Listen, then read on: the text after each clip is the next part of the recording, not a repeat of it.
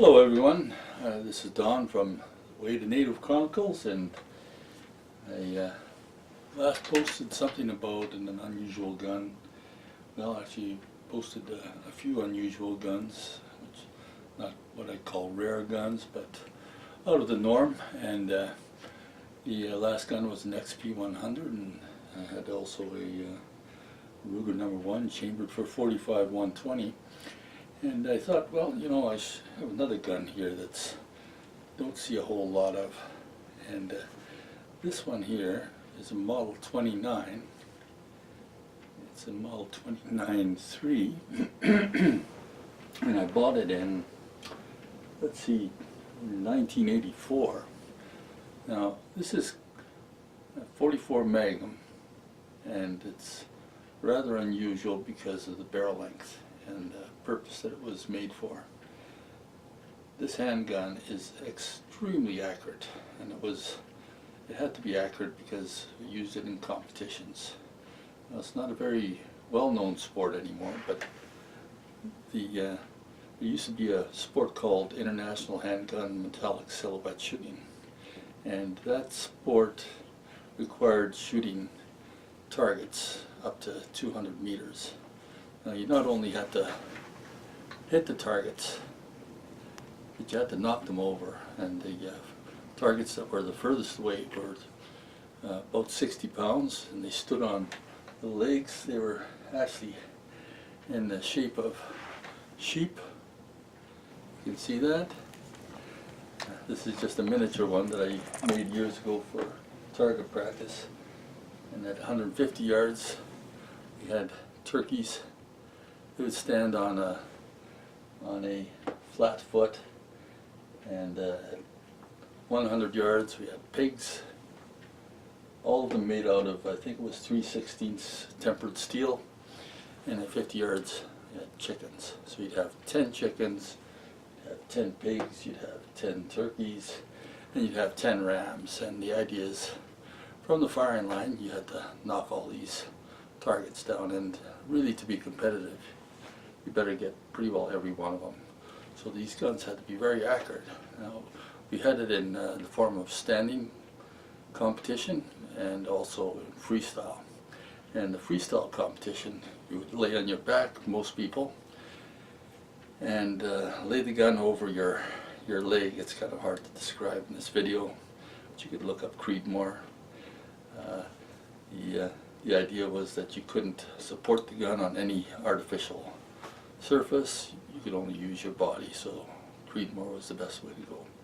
And you can, with a gun like this, you'd have to hit those targets very hard to knock the rams over 200 meters. So hence, at one point, Smith & Wesson took note of the growth of interest in this metallic silhouette shooting, which was called IHMSA for short, or IMSA, and they produced a gun specifically designed for taking care of that type of shooting challenge. So here's a Model 29-2, and the most unique thing about it, besides the barrel length, which is 10 5/8 inches, is the front sight. And this sight has a little dial on it. I'll maybe do a close-up of that, and you can see from this dial that you have 4 positions. There's a rotary dial on it, there's 4 set screws on it, and you could adjust the depth of each of those set screws so that for each of the 4 numbers on that dial you could just click 1, 2, 3, or 4 for your 4 distances, and then aim straight on for the targets. Because with a 44 Magnum there's quite a bit of drop when it comes to the difference of 50 meters versus 200 meters. So that made this a very challenging and fun sport.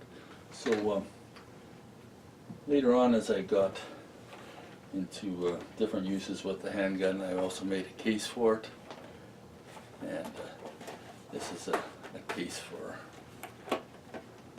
outdoor use. In Canada, it is possible to get an authorization to carry permit if you can show that you need it, and you have to pass a proficiency test, a pretty stringent one for accuracy and speed of fire in order to receive that kind of a permit, and also show that you need it. And that's usually for occupations in the bush, trapping included. So that's what you need a case for in Canada. It is, unlike most people think, there are some instances of handguns being allowed to carry. So when it comes to outdoor shooting versus silhouette, a red sight on the front is a little bit better. So in this gun I changed the sight to red. Some of the other things to do with this gun would be the fact that you use cast bullets for it, and cast bullets are a good way to go. That's all I use for competition.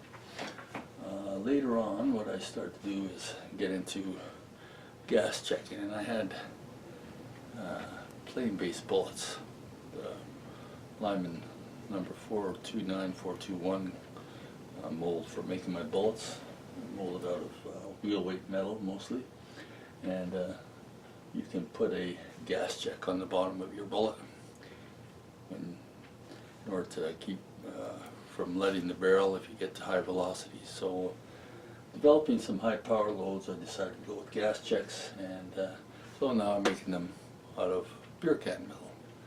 Well, and the lube for the bullets, I make that myself as well. That's out of Alox 350, beeswax, mixed 50-50.